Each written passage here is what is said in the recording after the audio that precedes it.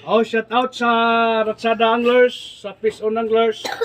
Ito guys, huli namin guys, oh, mga 5 kilos na ano, gingaw kung tawagin dito.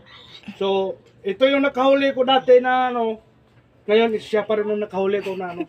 Mga vlogger yun. Swerte ito, swerte. Yan, yan si, ano, si Daniel sa Fish on Anglers, shout out nyo yan. Yan. Toto Anglers. Ito guys, naka-fish on din. Oh, ayun ang master natin na magaling oh. Naka-fish on. Buhatin mo, buhatin mo.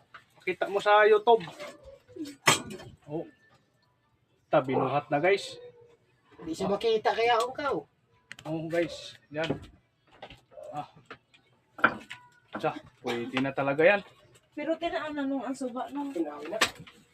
Ayan, naka-fish on din kami sa wakas mga lods.